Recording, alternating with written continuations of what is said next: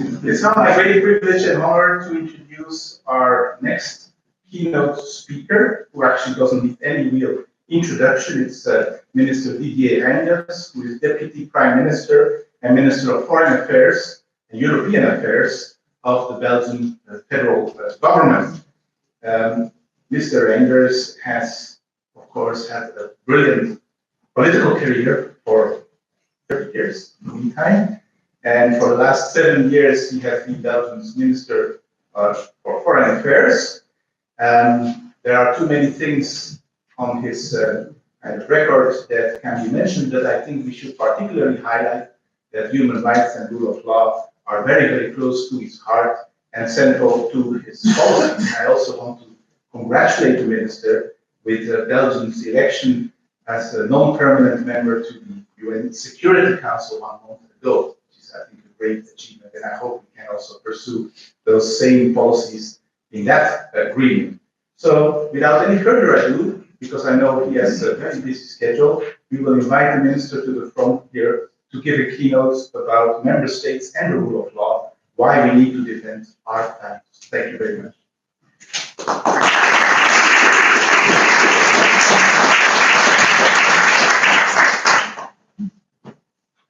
Thank you very much for your invitation. And, just to make the link to the previous speaker, coming back from Warsaw, I gave a lecture to 100 ambassadors coming from all the different parts of the world back to Warsaw for the diplomatic days in Poland. I was with my colleague. Of course, we have also an very quickly. First of all, about the rule of law. It was the major topic during all the discussions, and I will go just after this to the Parliament to give some answers to the Parliament members about the rule of law in Poland. So it will be a pleasure next year, not only to sit in the Security Council, but to work with Poland in the Security Council, because we will sit in 1 year at least with Poland around the same table. But again, thank you for your invitation, and ladies and gentlemen, I want just to say some words about the way to reconnect, in fact, the citizens with the European project based on some values and some principles. And I'm sure it's very important to have such an ambitious objective that you try to have for the next years, but it's possible also to do the same every day at the political level. I try to meet students on a regular basis from the universities, but also younger, and also far from here in the World Paris to discuss every year about the situation in Europe. And I try to send also a lot of diplomats to the different schools in Belgium to try to discuss also with the young people about the future of Europe. Of course, they have very concrete questions about the Erasmus program, to give an example, maybe about their possible future jobs, but also they wonder about what it means to be European now and the values Europe stands for. I receive many questions about climate change, about migration, but also about the values and certainly about the rule of law. And we do indeed face difficult debates currently on the respect for rule of law and fundamental rights in different EU member states. I listened to the comments about the situation in Poland. I gave myself my reaction yesterday about the situation in Poland. I will continue to do that, but it's not the only one difficult situation that we have.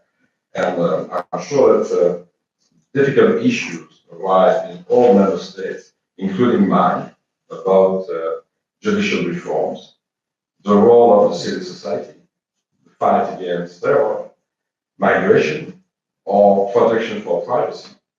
And to quote just some examples. And those discussions are often divided, but also demonstrate that the European Union does not have all the necessary tools to react to those challenges that can arise in any of our countries. And the role of the Commission, of course, is very important. The Commission is the guardian of the treaties, but the European Parliament does also organize debates and vote resolutions on different issues. At the level of the Council, we have yearly discussions in the General Affairs Council on rule of law issues. This is to be welcome, but it is not enough. And we have also, of course, a very strong mechanism with the Article 750. We are busy for the moment with that about the situation in Poland, but it's quite difficult to manage. And I'm sure that we need to organize something else and to organize more the capacity to prevent difficult situations in different member states. The reason why I suggest 2 years ago, it was at the beginning of 2016, to develop a regular peer review mechanism among member states, allowing all of us, like we have for economic criteria, to analyze the situation in each of our countries. This mechanism should be based on the principle of non-discrimination first, but also equal treatment and objectivity. I'm in charge for the Foreign Affairs since 7 years. Before, I was in charge for the Finance Department during 30 years. So I followed all the discussions in the Eurogroup and the ECOFIN about the budgetary situation in all the member states. And it's more and more difficult to explain that we are organizing such a development and such a kind of recommendations to all the member states about the budget, all the economic criteria coming from Maastricht Treaty, and we don't organize the same discussions about the values, about the rule of law, democracy, and human rights in all the member states. And now it's time to do that. And of course, such a mechanism I try to propose is, if it's possible, based on some elements. I said some principles, but also it must be light and complement existing mechanisms, assessing rule of law and respect for fundamental rights. It should be open to all member states and ideally take place within the General Affairs Council. I prefer to start with all the maybe 27 member states. It will be just in the months after the Brexit that we will organize a real discussion on that. But I prefer to start with all the member states if it's possible. But if it's not, it's maybe useful to start with part of the Council. But the preference is to go through that in the General Affairs Council. It's aimed to create a real discussion where problems can be discussed at the yearly stage, where good practices can be exchanged, and dialogue amongst equals. And it's very important to do that with all the people around the table. Finally, this peer review is not meant to replace any current mechanism. It will complement what already exists. And we need to use some information coming from other mechanisms. I mean, just to give an example, the annual periodic review in the Human Rights Council, framework of the United Nations, we have such a kind of instrument there with all the member states of the United Nations to exchange on democracy, human rights, and rule of law. So we can use all the different elements coming from such an annual periodic review, which it's possible also to organize the same kind of process using the different elements coming from the Council of Europe.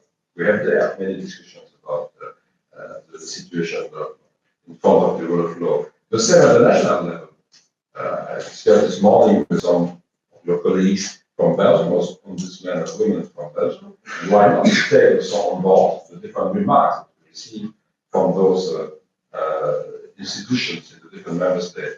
And then, of course, there is a role for the Commission to organize the process and to organize a political debate at the level of the General Council. And such a substantive dialogue is also essential for our credibility outside of the European Union. If we want to continue to defend human rights in international forums, but also towards enlargement countries, I think in particular about the Balkans, we are insisting heavily on respect for rule of law for candidate countries, which is good, but should then be able to also discuss those issues within the European Union. I'm sure that to express strong views on the situation in relation with rule of law and human rights in many parts of the world, it's needed to do the job at home. And if we don't start with a real job at home, it will be more and more difficult to try to give some comments everywhere in the world. We are champions to give some lessons everywhere outside of the European Union. We need to start a process to not to do the same, not to give some lessons, but to scrutinize the situation inside. Respect for rule of law is also essential. I'm also in charge of for trade. Belgium. And it's essential for the well functioning of the European Union and in the European Union for the well functioning of the internal market. As we know that mutual trust is essential between our courts and jurisdictions for the well functioning of this internal market. The ACMEA case, where the court in Luxembourg ruled that bilateral investment treaties between EU member states were not legal anymore, could make this principle even more important, as investors will have to rely on national jurisdiction. I have said it in Poland some hours ago. It's very important to us to be sure that there are some independent courts and tribunals in Poland, because if it's not the case, it will be more and more difficult for Belgian investors to go to Poland, and maybe also for some Belgian citizens just to go to Poland and to live there, with a lack of capacity to have a real trust in some jurisdictions. So it's quite important to manage the process. And we are working further on such an initiative. And it's my hope to convince all member states to participate so that it could be launched in the near future. For the details of such a process, our director, Ambassador Klaas, in charge of the project, will also be presenting the last panel today, in case you have further questions on the peer review mechanism. Let me just say that if it's possible to go further with such a proposal, and it seems to be, it will be interesting to start something before the next European election. So I'm hoping that at the end of this year, beginning of next year, we'll have consensus on that. And I was very in a good position in the last months to discuss on such an initiative, because I have seen that also in Poland, I receive now a real support to do that.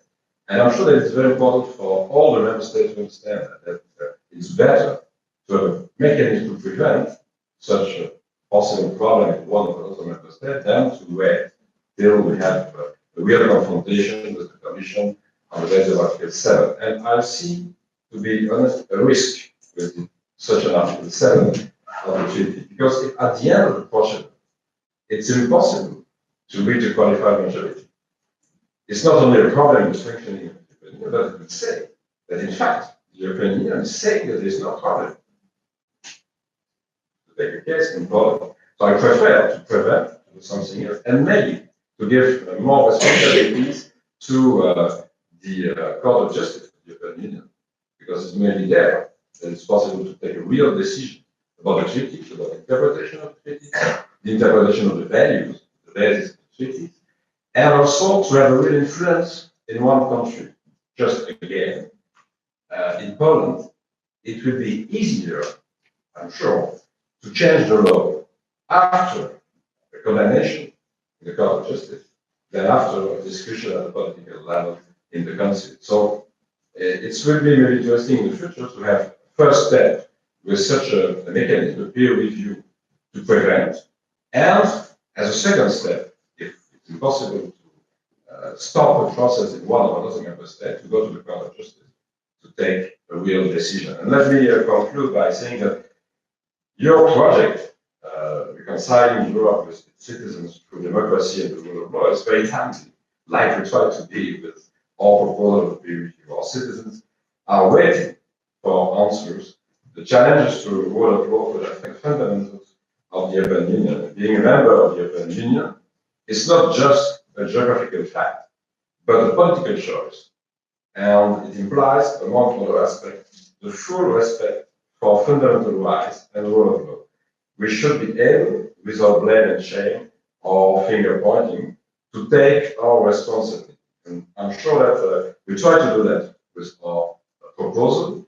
And it will be interesting also to discuss with 27 member states to avoid the evolution that we have seen in the last months, such a feeling in the eastern part of Europe that we are discussing more about the rule of law for the new member states, more than 10 years now, than for the others. And indeed, there are a lot of concerns in all the member states, maybe not at the same level, but there are concerns about the rule of law, democracy, and human rights in all the member states. So I'm hoping that it will be possible to make some progress on that. We have organized in the last 2 days a first meeting of the Friends of Rule of Law and member states, And then with the 27th, the second meeting yesterday, a seminar about our proposal to try to have a fine-tuning of our text and to be able, I said, in the next months to come back with the definitive proposal to the General Council. So, ladies and gentlemen, I thank you, of course, for your attention, and I wish you the best work for the RECONNECT project. We try to reconnect at all levels some member states together about the rule of law, and I'm sure it's very important if we want to convince certainly the young citizens of the European Union that the Union is not just an internal market. It's also, at first, a project based on some values and principles. Thank you very much.